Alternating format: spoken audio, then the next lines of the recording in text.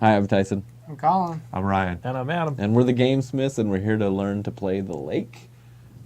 And Ryan's gonna The lake? The lake? It is. learn to play the lake. Ryan's gonna start us off Screwed me up. with a dramatic reading.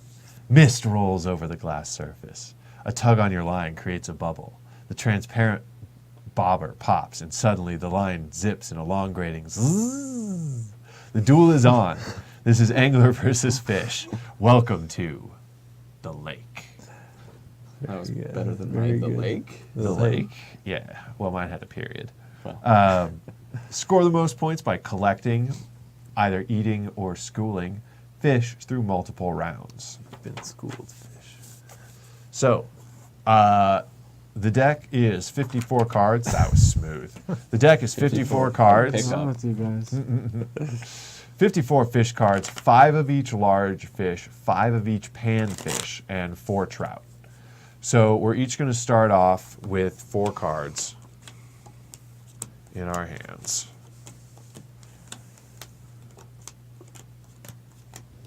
And then we have 4 cards face up that are the lake. So I don't know if we actually, I guess we probably do play this since we technically got a trout. So whenever a trout is played, you do whatever it says on the card. And so for this one, we shuffle the current lake into the deck and put out 4 new fish. Even this trout? No, you didn't. Specifically, you don't shuffle the lake trout back in because otherwise he's that would just just gone. no. He gets just out of the. he It stays. says 4 new fish. He So- stays. So we're gonna put in So you can put out more. You can have more than 4 spots okay. in the lake. Okay. You just start off with 4 because you're gonna add fish to the lake and subtract them kind of throughout, however we go. So that was a good example of what happens when we play a trout. So when a trout comes out, I'm Dr. Seuss. You get do whatever it says on the or everybody does what it says on the card. So some of them everybody draws, everybody does this, everybody does that. I needed 2, so I can go 1 fish, 2 fish. Oh, red fish and blue fish. Fun with fish. So each player's turn, they'll start by drawing a card from the deck, and then they will do one of 3 things. They will either eat, school, or release. Big fish eat, so only big fish can eat, panfish cannot.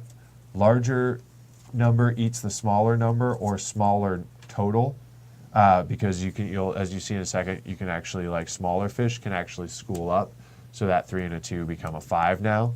So you can either go, okay, I'm going to go big fish and eat this, 9, or I can eat this 3 and this 2, because the 10 is still bigger than that. So big fish can eat big fish. Yes, only big fish can eat, but everything can Based on be the eaten. Can be number. eaten. Okay. Yeah.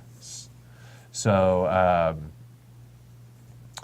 and then for schooling, the other option is schooling. So only panfish can school. So your big fish are blue and your panfish are yellow. And your yellow fish are kind of allowed to school up with other yellow fish. And then your big fish, eat other fish, or, other big fish or little fish, or however it goes. You're only allowed to eat from 1 spot in the lake per turn, though. So if it was like this, and you're like, oh, I'm going to play my 6, I'm going to eat this 3 and that 3. That doesn't work. You can only eat from 1 spot on the lake at a time. So you can just 8, and you can be like, all right, I'm going to take this spot or this spot or this spot, however you want to do it. For schooling, like I said, only panfish can school. They can school together, and they have the combined number of whatever they're at. If a school has 3 of any kind, the entire school is collected by the player playing the 3rd copy. So if anybody has, like, the 3rd 3, does anybody have a 3 in their hand by any chance? Okay, Colin, he could play this 3rd 3 here, and then he would just collect this entire thing and take that, and those would be his points at the end of the round. That's not how that works. So then if you get to a point where you can't, so let's say the lake is like this, and all I have is in my hand is an 8, and so I'm at the point where I can't eat anything or school anything, then I have to release. So I just put my fish down, I release it, and I just put it down on a new spot on the lake and kind of restock the lake. But you could do that at any time, I imagine. You can release Yes. before you can't. Yes, something. players release a fish if they can't, or instead of eating or schooling. Okay. But you have to do one of three. You have to actions. do one of the three, and you can always release, basically. Releases go into new spots on the lake, and if the lake runs out of fish, flip over the top 4 cards to replenish the lake. Finally, there's trout, which we already saw. Trout do not school. The lake trout is not shuffled into the deck, and whenever the trout is put into the lake, follow the instructions on the card. When the deck runs out of cards, so yeah, there you go. Add 3 fish from the deck to new spots in the lake. So yeah, we just get a nice big lake going here if that was the case. So there's no limit to the amount of spaces the lake can hold. 54, I guess. Oh, okay. The Yeah, deck? seems fair. So, Probably 50. right. Well, yeah. We drew 16 cards, so Trout can't school though, right? trout do not school, no. Okay. And the lake trout, like I said, is not shuffled back into the deck. So we saw that one earlier. Shuffle the current lake into the deck and put 4 new fish out. So that would lead to this.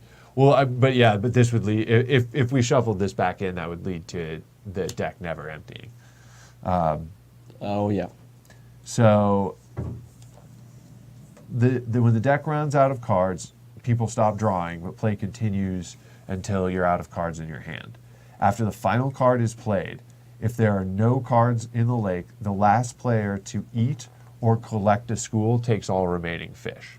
So that means like if we're down to like 9, like this, and I'm gonna go, I play my 10, and I'm like, boom, I'm gonna eat this fish, and I take it. And then Tyson goes and he's like, I don't have anything bigger than 9, so I just gotta release, my hand. And then Colin, I don't have anything bigger than 9, so you just, well, pretend you didn't.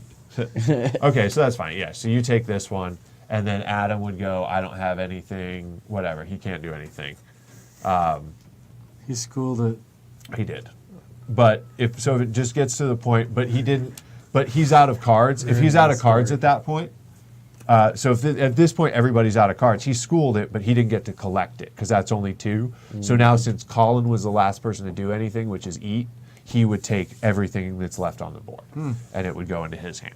So, so it can go around a few rounds. You just have to remember whoever scored last. So you either eat and collect everything. I didn't do the bestest job of explaining that. So if I have this 9 out here and I'm going, okay, I'm going to eat that. That goes into my scoring pile basically, And there's just one more like guy. right.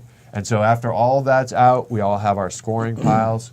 We pull those out and we figure out who won. At the end of the round, you score 3 points for having the most total bass. So there are bass across the different types. So there's smallmouth bass, and there's rock bass, and largemouth bass. So they all count as bass. So whoever has the most bass gets 3 points out of all of us. And then whoever has the most total perch, which, same kind of thing. Perch. So there's largemouth, smallmouth, and rock. And then, there's sauger, yellow perch, and walleye are the perch ones. And then you can score 2 points if you have all 4 trout. Bless you. And you can score 1 point if you have 4 of a kind of any fish. And just to repeat, there are 5 of each card, 5 of every type of fish. Okay. So then, then 4 trout. we go through the deck 3 times. How do we keep track of our points from round to round? I guess just piece of paper, Okay. or we have. Our win pile doesn't So it's shuffle it's in? not like Scoring the highest point apparatuses. every round gets a point. It's not like best No, 2 out it's of a 3 kind of cumulative. situation. Yeah. Yeah. Okay. Oh, so So- all the cards shuffle in no matter Yeah. what. Yeah. After 3 rounds, most total points win. Then we all shuffle back up, and we essentially play the game. So we're essentially going to play the game 3 times, Yeah. and keep track of our scores over all 3 plays. And then Okay. whoever has the most is the winner. Yeah. All right, Yeah. cool.